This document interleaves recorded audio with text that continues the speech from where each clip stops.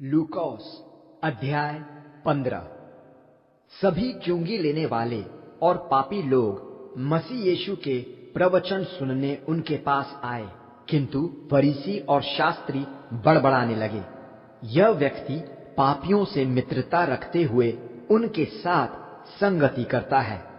इसलिए मसीह यीशु ने उनके सामने यह दृष्टांत प्रस्तुत किया, तुम में से ऐसा कौन होगा जिसके पास 100 भेड़ें हो और उनमें से एक खो जाए, तो वह 99 को जंगल में छोड़कर उस खोई हुई को तब तक खोजता न रहेगा जब तक वह मिल न जाए।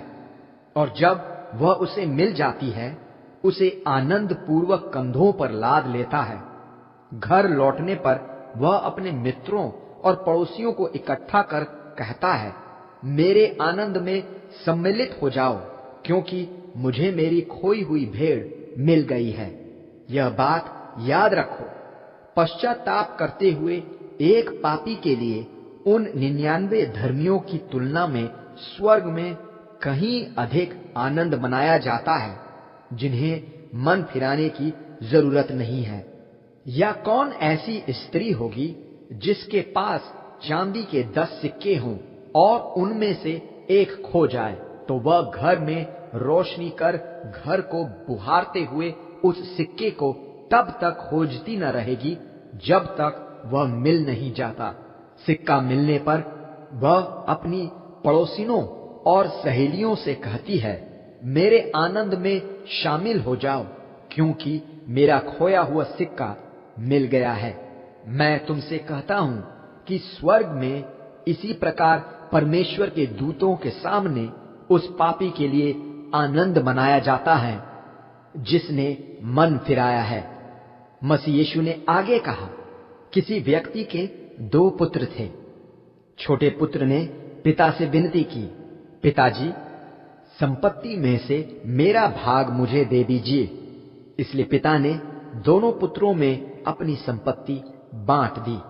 शीघ्र ही छोटे पुत्र ने अपने भाग में आई सारी संपत्ति ली और एक दूर देश की ओर चला गया। वहां उसने अपना सारा धन मनमानी जीवन शैली में उड़ा दिया। और अब जब उसका सब कुछ समाप्त हो गया था, सारे देश में भीषण अकाल पड़ा, किंतु उसके पास अब कुछ भी बाकी न रह गया था। इसलिए वह उसी देश के एक नागरिक के यहाँ चला गया, जिसने उसे अपने खेतों में सूअर चराने भेज दिया। वह सूअरों के चारे से ही अपना पेट भरने के लिए तरस जाता था। कोई भी उसे खाने के लिए कुछ नहीं देता था। अपनी परिस्थिति के बारे में होश में आने पर वह विचार करने लगा, मेरे पिता के कितने ही सेवकों को अधिक मात्रा में भोजन उपलब्ध है और यहाँ मैं भूखा मर रहा हूँ। मैं लौटकर अपने पिता के पास जाऊंगा और उनसे कहूंगा, पिताजी, मैंने वह जो स्वर्ग में है उनके विरुद्ध तथा आपके विरुद्ध पाप किया है। इसके बाद मैं इस योग्य नहीं रह गया कि आपका पुत्र कहलाऊं। अब आप मुझे अपने यहाँ मजदूर ही रख लीजिए। इसलिए वह अपने पिता के पास लौट गया। वह दूर ही था कि पिता ने उसे देख लिया और वह दया से भर गया। वह दौड़कर अपने पुत्र के पास गया और उसे गले लगाकर चूमता रहा। पुत्र ने पिता से कहा, पिताजी, मैंने परमेश्वर के विरुद्ध तथा आपके प्रति पाप किया है।